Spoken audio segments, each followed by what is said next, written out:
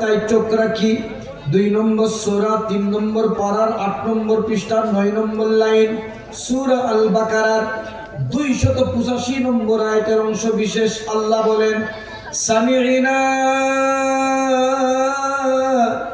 ওয়া আতা'না।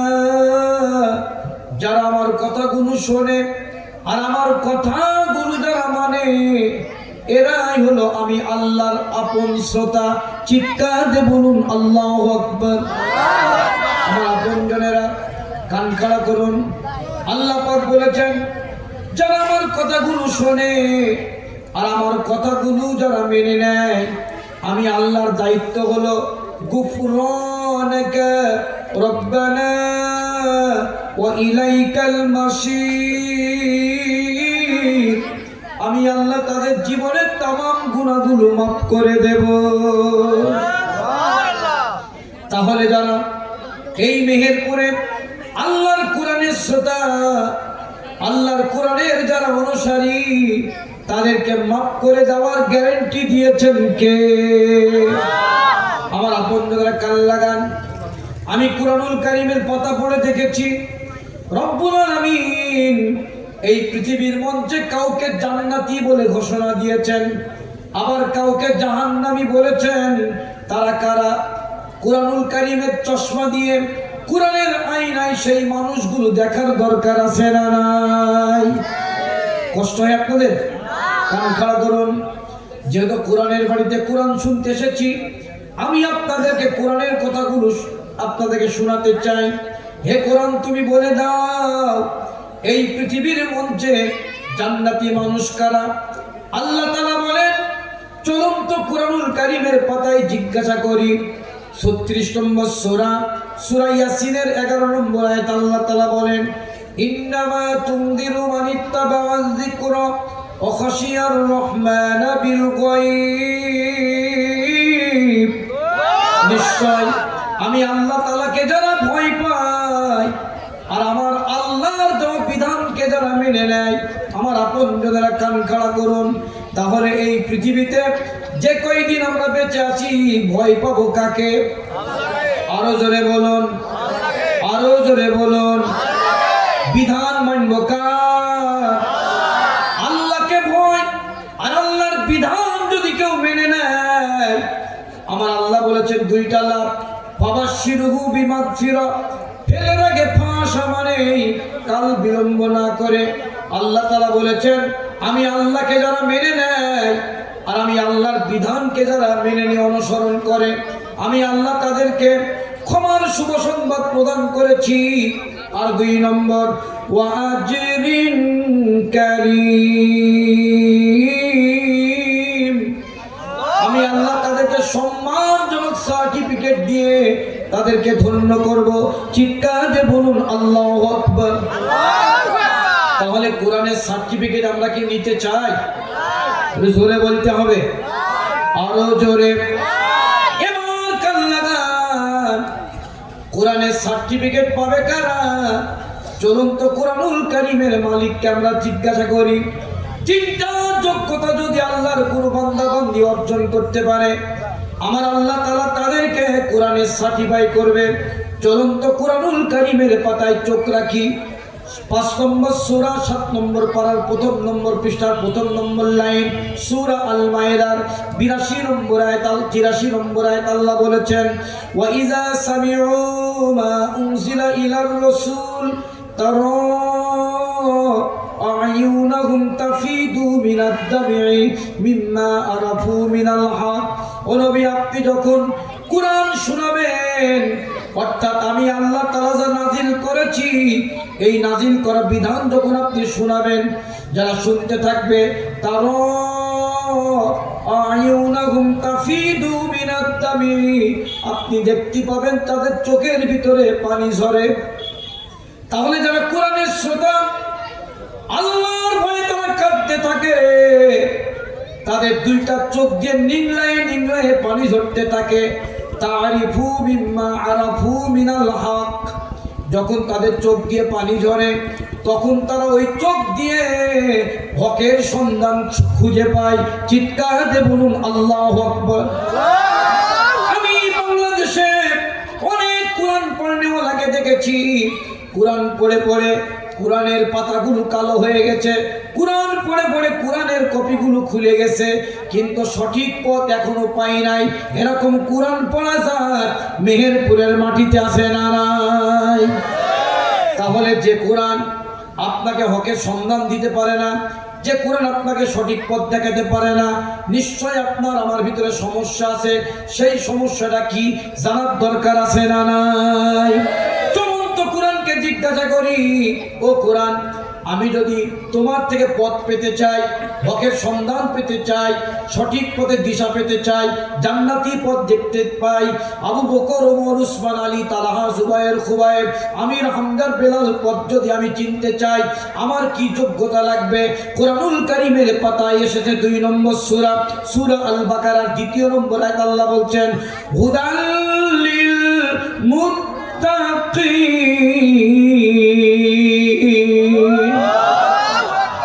যারা আমি আল্লাহ তাআলাকে ভয় পাই, কোরআন থেকে তারা পথ পাবে। এ কথা কার? আরো জোরে বলুন কার? আল্লাহর ভয় যার দিলে আছে, আমার আপনজনেরা, কোরআনুল কারীমের পাতা থেকে পথ পাবে। অনেক পিএইচডি হোল্ডার, অনেক doctorate, BA pass, MA pass, আল্লাহর পথ পায়নি, এরকম মানুষ আছে না নাই? কিন্তু মাঠে কামলেওয়ালা, 3 টাকার মজুরি দেওয়া মানুষ, 150 টাকার মজুরি দেওয়া মানুষ, এই মানুষগুলো কোরআনুল কারীমের বারান্দা থেকে পথ পেয়েছে। তার মূল উদ্দেশ্য, ওই মানুষটার ভিতরে ভয় আছে কার? হযরতে বেলাল রাদিয়াল্লাহু তাআলা বিশ্ব নবীর কাছে ছুটে আসলেন আর বললেন, ইয়া রাসূলুল্লাহ, ইয়া হাবিবাল্লাহ, আমি আল্লাহর বন্ধনে সবচাইতে বড় খুশি। বিশ্ব নবী বললেন, বেলাল, তুমি আল্লাহর বন্ধনে এত খুশি কেন?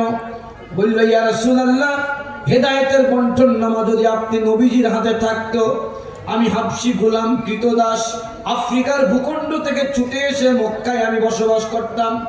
আমার ভাগ্যে জীবনে কোরআনের হেদায়েত যুক্ত না, জান্নাতের লিফটের সদস্য আমি হতে পারতাম না। আমার আল্লাহ তাআলা তার হাতে বন্টন নামা বলে আমার মতো হাবশী গোলামকে ধরে আপনার মাধ্যমে হেদায়েতের মালা দিয়ে জান্নাতি লিফটের মেহমান হিসাবে আমার আল্লাহ আমাকে বাছাই করেছেন। এই জন্য আমি আল্লাহর বন্টনে সবচাইতে বড় খুশি। গ্রামের অনেক ভদ্রলোক আছে, আল্লাহর কোরআনের মাহফিল আসতে পারেনি, কিন্তু অনেক দূর থেকে মাহফিলে চলে এসেছে। এবার বলেন তো, এই মানুষগুলাকে বাছাই করেছেন কে? আরো জোরে বলুন কে? এই জন্য আমি কোরআনুল কারীমের পাতায় পড়েছি, যারা কোরআনের শ্রোতা, হেদায়েত প্রাপ্ত ব্যক্তি, এদের চক্ষু যখন অপারেশন হয়ে যায়, এরা এদের চোখ দিয়ে হকের পরিচয় খুঁজে পায়। যে পরিচয় খুঁজে পেয়েছিলেন আবু বকর, যে পরিচয় খুঁজে পেয়েছিলেন বেলাল, যে পরিচয় খুঁজে পেয়েছিলেন হানজালা, যে পরিচয় খুঁজে পেয়েছিলেন উমায়ের, যে পরিচয় খুঁজে পেয়েছিলেন মা সুমাইয়া, এখনো মেহেরপুরের মাটিতে আল্লাহর কোরআনের দরজা দিয়ে সত্য পথ খুঁজে পেয়েছে। এরকম গোষ্ঠী মেহেরপুরের মাটিতে আছে না নাই? কষ্ট হচ্ছে? রাগ করেছেন? তাহলে আমরা শ্রোতা কার? একটু হাত উঁচু করে বলেন কার? কান লাগান। হকের পরিচয় যখন খুঁজে পায়, তখন তারা বলে, ওয়ায়াকুলুনা রব্বানা আমান্না, হে আমাদের রব।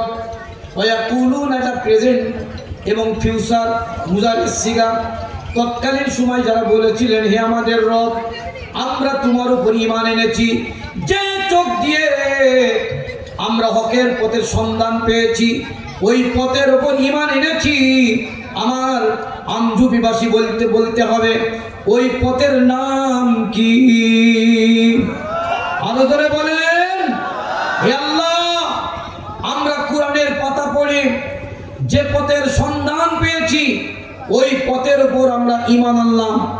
আমরা আজকের কোরআনের বাড়িতে কোরআন শুনতে এসে যে পথের সন্ধান আমরা পেয়েছি, এই পথের উপরে মৃত্যু আসার আগ পর্যন্ত আমরা ঈমান নিয়ে কি এই ময়দানে টিকে থাকতে রাজি আছি? কারা কারা দুহাত উঁচু করে আল্লাহকে দেখায়? লিল্লাহি তাকবীর। যে সমস্ত ভাইরা কোরআনের মাহফিল এসেছেন, বিনীত অনুরোধ করছি দালিনা থেকে আপনারা বসে যান আর জিকির করেন লা ইলাহা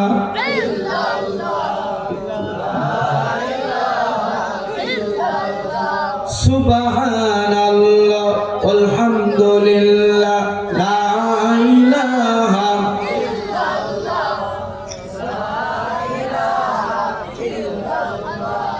লা ইলাহা লা ইলাহা ইল্লাল্লাহ মুহাম্মাদুর রাসূলুল্লাহ সাল্লাল্লাহু আলাইহি ওয়াসাল্লাম। তাহলে আমরা যে পথের উপর ঈমান আনতে চাচ্ছি, এখন ওই পথটা কি, ওই পথে থাকতে পারলে লাভটা কি একটু জানার দরকার আছে না নাই? এখন যে পথের উপর ঈমান আনলাম, ওই পথের উপর ঈমান আনার শর্ত হলো দুইটা। এক নম্বর শর্ত হলো ফামাইয়াকফুরু বিত্তাগুত, শব্দ ক্লিয়ার করতে হবে, ক্যাটক্যাট শব্দ। এক নম্বর তাগুতকে অস্বীকার করতে হবে। তাগুত আরবি শব্দ, এর বাংলা অর্থ হলো সীমালঙ্ঘনকারী, পারিভাষিক অর্থ হলো যে বা যাহারা আল্লাহর আইন নিয়ম নীতি মানতে চায় না, মানে না, বলতে দেয় না, তাদেরকে অস্বীকার করতে হবে। এরকম জাত এখনো বাংলার মঞ্চে আছে না নাই? খুব আস্তে করি বলে আছে না নাই? যারা আমাদের সমাজে দাবি করে আমরা শরিয়া আইন বিশ্বাস করি না, খোদার কসম বর্তমান যুগে তারা নতুন টাটকা তাগুত, এই তাগুতদেরকে আগামী দিনে বর্জন করে ঈমানের সীমান্ত প্রহরায় তাকওয়ার সৈন্য সমাবেশ কায়েম করে খাব্বাব খুবাইবের রাস্তায় আমরা পথ চলতে চাই। কারা কারা দুহাত উঁচু করে আল্লাহকে দেখা।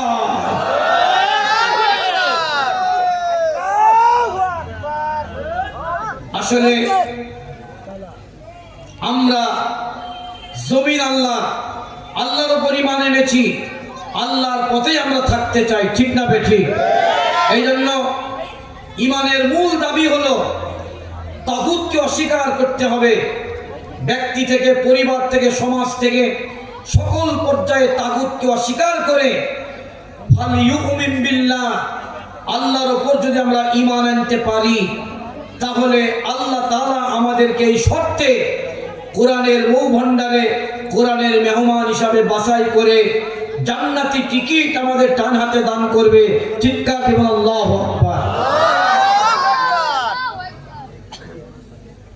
তাহলে আমরা এখন সেই ঈমান এনে আগে তাগুতকে বর্জন করতে হবে, তারপর ঈমান আনতে হবে।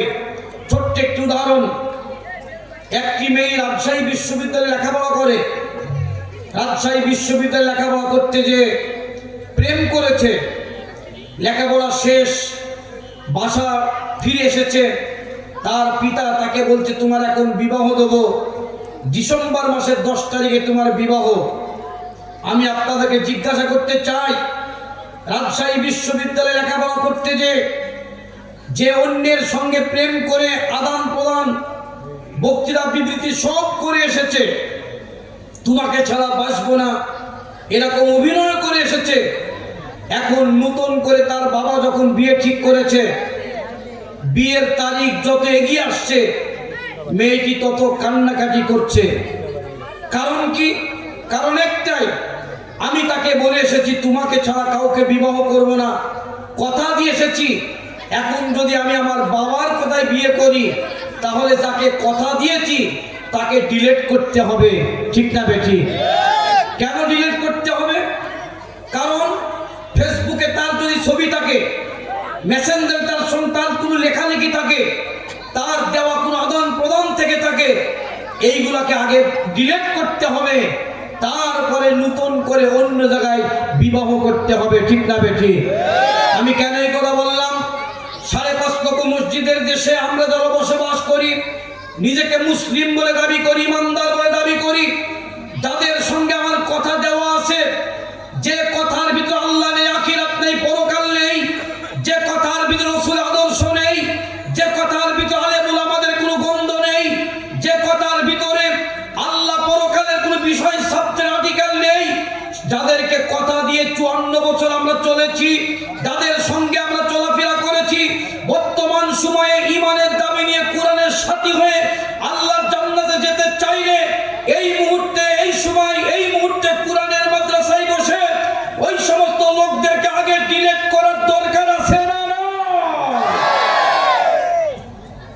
যদি ডিলিট না করে ওইটাকেও রাখেন। যার সাথে প্রেম করেছেন তার ছবি যদি আপনার মোবাইল আপনার নতুন করে বিবাহ করে যদি আপনার স্বামী দেখতে পায়, সে কি আপনাকে ভাত তেল দিয়ে ঘরে রাখবে? কথা বলেন। কেন এই কথা বললাম? তার মানে আমি যদি মাথায় টুপি দিয়ে মুখে দাড়ি রেখে ইমানের অভিনয় করে, কোরআন তেলাওয়াতের অভিনয় করে, মসজিদ থেকে বাইরে যে অন্যের যদি গীত গাই, অন্যের গান গাই, অন্যের সাজানো ড্যান্স দিই, অন্যের আইন নিয়ম নীতিকে বাস্তবায়ন করার জন্য যদি আমি রাত জাগি, মিছিল করি, মিটিং করি, তাহলে কি আমার আল্লাহ কি মেনে নেবে? কষ্ট পাচ্ছেন? তাহলে যারা কোরআনের শ্রোতা তারা হকের পরিচয় খুঁজে পায়, চিৎকার দিব আল্লাহু আকবার। হকের যখন পরিচয় খুঁজে পায় তখন বলে, আল্লাহ তোমার ওই পথে আমাদের নামটা লিখে নাও, ফাকতুবনা মা'আশ-শাহিদিন। হে আল্লাহ আপনি আমাদের নামটা লিখে নেন। মা মানে সাথী, মা মানে বন্ধু, মা মানে তরিকা, মা মানে সেতু বন্ধন, মা মানে রাস্তা, মা মানে ব্যবস্থাপক। যে পথ দিয়ে আমি জান্নাতে যেতে চাই এটাকে বলা হয় মা। আমি যার সঙ্গে মা করলাম তিনি হলেন আল্লাহ। চিৎকার দিয়ে বলুন আল্লাহু আকবার। 3 নম্বর, মা'আশ-শাহিদিন। আল্লাহ আমি তোমার পথে সাক্ষ্য দিতে চাই। সাক্ষ্য হলো 5 প্রকারের। নাম্বার 1, মুখ দিয়ে সাক্ষ্য দেওয়া, চোখ দিয়ে সাক্ষ্য দেওয়া, পোশাক দিয়ে সাক্ষ্য দেওয়া, আমল দিয়ে সাক্ষ্য দেওয়া, জীবন দিয়ে সাক্ষ্য দেওয়া, দাওয়াত দিয়ে সাক্ষ্য দেওয়া। এইভাবে যদি আমি জীবন চলার পরতে পরতে কোরআনের মঞ্জিলে যদি আল্লাহর দেওয়া ডিউটি পালন করতে পারি, মৃত্যু আসা দেরি, আপনজনেরা অন্ধকার কবরে রেখে আসবে, আমার কবরটা জান্নাতের বাড়ি বানিয়ে দেবেন কে? তাহলে আমরা আজকের এই কোরআনের বাড়িতে কোরআন শুনে আমরা ইমানের তাজাল্লি নিয়ে এই পৃথিবীর মঞ্চে বেঁচে থাকতে চাই। রাজি আছেন তো? তাহলে আমি প্রথমেই বলেছি 2টা শর্ত যদি পূরণ করতে পারেন কোরআনের সুপারিশ আপনাদের ভাগ্যে জুটবে। আমি সূরা বনী ইসরাঈলের 82 নম্বর আয়াত তেলাওয়াত করেছি, ওয়া নুনাজ্জিলু মিনাল কুরআন মা হুয়া শিফাউ ওয়া রাহমাতুল লিল মুমিনিন। আমি আল্লাহ তাআলা এই কোরআনকে অবতীর্ণ করেছি মুমিনদেরকে সার্টিফাই করার জন্য, বিশ্বাসীদেরকে প্রতিষেধক করার জন্য, সঠিক রাস্তায় তাদেরকে পরিচালনা করার জন্য আমি আল্লাহ এই মহাবিশ্বে কোরআন নাজিল করেছি। চিৎকার দিয়ে বলুন আল্লাহু আকবার। এখন আমার খেয়াল করুন, আমি যদি তাগুতকে বাদ দিয়ে ঈমান আনতে পারি তাহলে আল্লাহ তাআলা বলেছেন, ও নবী আপনি যখন ওই ঈমানদারদের সঙ্গে কোরআনের বক্তৃতা দেবেন তখন তাদের ঈমানটা আর উপকার হবে। চলন্ত সূরা জারিয়াতের 55 নম্বর আয়াতে আল্লাহ বলেছেন, ওয়াযাক্কির ফাইন্নায যিকরা ওয়া তানফাউল মুমিনিন। ও নবী আপনি কোরআন দিয়ে বক্তৃতা দিন, ঈমানদারদের উপকার হবে। যখন বাংলাদেশের প্রত্যেকটা মসজিদের বারান্দা থেকে কোরআনের খুতবা হয়, যখন আমার জীবন যৌবনের কোনো পরিবর্তন নেই, বুঝে নিতে হবে আমার ভিতরে ঈমান নাই। ঠিক না ঠিক? আচ্ছা বলেন তো, আমাদের বাসা বাড়িতে হেসু না হাসু বলেন আপনারা? এই যে ঘাস কাটেন, হেসু। আচ্ছা হেসু যখন আপনারা ঘাস কাটতে যান তার আগে কি করেন? সবাই বলেন। বালি দেওয়ার সময়, ধার দেওয়ার সময় একটু হাত দিয়ে দেখেন না? কারণ কি? ধার উঠলো কিনা। আচ্ছা ওর ভেতরে ধার যদি উঠাতে হয় তাহলে ওই হাসুর ভেতরে, লোহার ভেতরে কি দিতে হয়? সবাই বলেন। তাহলে আমি 50 বছর 60 বছর মসজিদে নামাজ পড়লাম, হজ করলাম, রোজা করলাম, সবই করলাম, ইসলামের আসল তথ্য আমার ধার উঠলো না, আমার উপকার হলো না, আমার কল্যাণে হলো না, তাহলে নিশ্চয়ই হেসুর ভিতরে যেমন ইস্পাত না থাকলে যেমন হেসুই ধার ওঠে না, তদ্রূপ আমার